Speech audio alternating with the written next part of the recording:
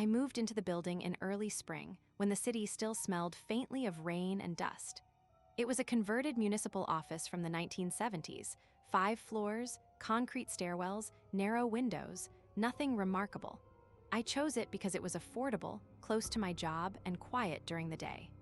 I worked from home most mornings, and the stillness mattered to me. The fire alarm system was one of the selling points the property manager mentioned during the walkthrough. Recently upgraded, centralized, with an intercom tied into each unit. He said it like it was a comfort. If anything happened, instructions would come through immediately. Clear, calm, no confusion. At the time, I barely registered it. For the first 2 months, nothing happened. The building settled into a routine. Deliveries around 10. Someone practicing piano on the 3rd floor in the afternoon. Occasional plumbing noise. The alarm panels in the hallways stayed dark. The small speaker above my kitchen doorway never made a sound. The first alert came on a Tuesday, just after lunch. I was on a video call, half listening, when a soft tone chimed from the speaker. Not the piercing siren I expected, just a single, polite note like an elevator arriving. Then a recorded voice followed. "This is a system test. No action is required." The voice was neutral, almost careful, slightly distorted as if coming through old wiring. It repeated once more, then cut off. The call resumed. No one else on the meeting reacted. I assumed the test had been scheduled and forgotten. Later that afternoon, I checked the notice board in the lobby. No mention of a test. I shrugged it off. Buildings run tests. Not everything gets posted. A week later, it happened again.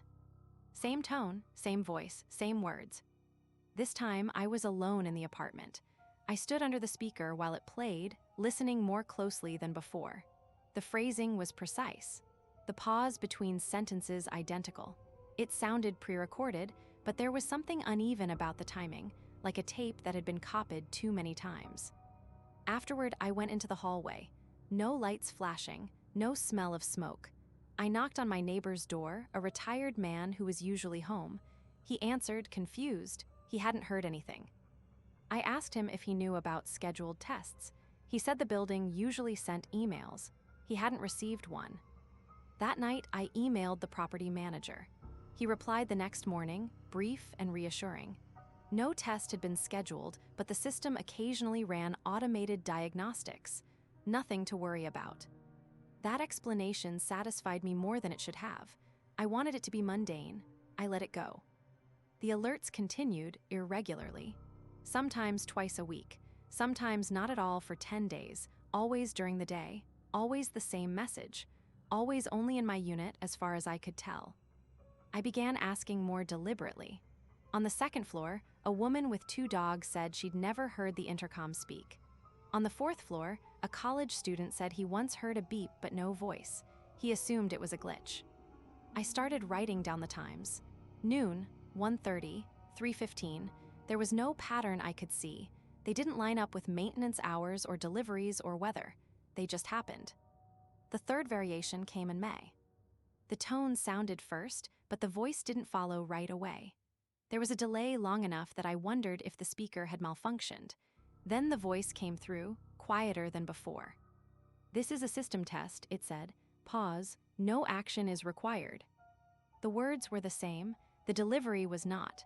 The 2nd sentence came slightly faster, like it was being caught up.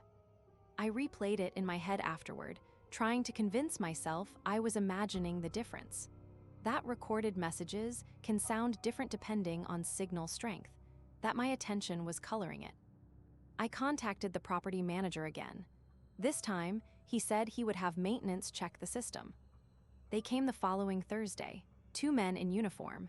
They tested the alarms in the hallways. Loud, shrill, unmistakable. They tested the intercom speakers. Clear audio, no distortion. They stood in my kitchen while one of them triggered a test from a handheld device. The tone chimed, the voice played. "This is a system test. No action is required." It sounded exactly as it always had, neutral, even. The technician smiled like he'd solved a small problem. "Probably just a faulty schedule loop," he said. He reset the panel. For 2 weeks, there were no alerts. I relaxed. The notebook I'd been keeping stayed closed. Then, on a Monday morning, the tone chimed again. The voice followed immediately this time. "This is a system test," it said. "Pause. No action is required." But there was something else. At the end of the message, after the final word, there was a sound I hadn't heard before. A faint click, like a microphone being switched off manually. I stood still, staring at the speaker. The apartment was quiet. I could hear traffic outside. Someone coughing in the hallway. Normal sounds, no sense of danger. I waited, half expecting the voice to come back. It didn't. That afternoon, I went down to the building office. The property manager wasn't there. I left a message. When he called back, he sounded distracted. He assured me again that the system was automated. There was no live operator. The click was probably a relay. I asked him if the system could address individual units. He paused longer than before. Then he said it shouldn't. The next alert happened 3 days later. This time, the voice didn't start with the usual sentence. The tone chimed, then silence. Then the voice came through, low and careful. "This is," it said and stopped. There was a hiss like feedback, then the familiar words followed. "This is a system test. No action is required." I stood under the speaker until my neck ached. My heart rate stayed steady. I remember noticing that almost clinically. I wasn't panicking. I was focused. I checked the hallway. Again, nothing. I knocked on doors. No one else had heard it. That night, I listened for the intercom the way you listen for a sound you can't quite identify. Every creak of the building made me look up. I considered calling the fire department's non-emergency line, but I couldn't articulate the problem without sounding foolish. A voice that sounded slightly wrong. A pause. A click. Instead, I emailed the building management company directly. They forwarded my message to a regional facilities supervisor. He called me the next day. He was professional, patient. He explained that the system was old despite the upgrade. Some components dated back decades. Sometimes signals crossed. Sometimes recorded messages degraded. I asked him if the system had ever been connected to a live control room. He said it had, years ago, when the building was still municipal. But that connection had been severed long before the conversion. I asked him if any microphones were still active. He said no. The following week, there were no alerts, then 2 in one day. The first was normal. The second came an hour later. The tone chimed. The voice spoke. "This is a system test," it said. "Pause." Then, instead of the usual reassurance, it added something. "Please remain where you are." The words were calm, almost polite. I waited for the rest of the message. It didn't come. The speaker went silent. I stood there for a full minute before moving. I didn't smell smoke. I didn't hear alarms elsewhere. I opened my door and stepped into the hallway. No flashing lights, no sirens, no movement. I went back inside and sat at my desk. I wrote down exactly what I'd heard, word for word. My hands were steady. I remember noticing that too. When I called the supervisor again, he didn't answer. I left a voicemail. He called back later that evening. He sounded unsettled, though he tried to hide it.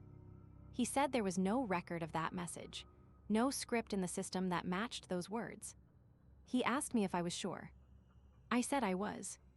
The alert stopped after that. Months passed, summer came. The building grew louder during the day.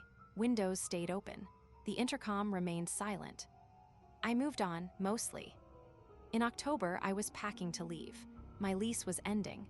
I decided not to renew. There were other reasons, unrelated, but I didn't argue with the timing. On my last day, as I carried the final box toward the door, the tone chimed. I froze.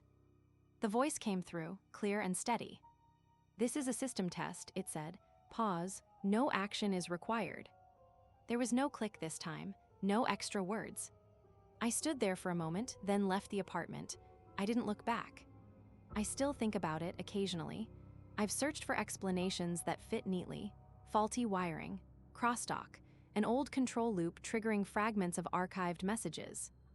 All of those are possible. What I don't have an explanation for is why it only ever spoke to me, or why, once, it asked me to stay where I was. The building still stands. I pass it sometimes. I've never heard of a fire there, never seen an evacuation. I don't know what would have happened if I had followed that instruction. I also don't know why, even now, when a fire alarm sounds somewhere unexpected, I wait to hear what it says next.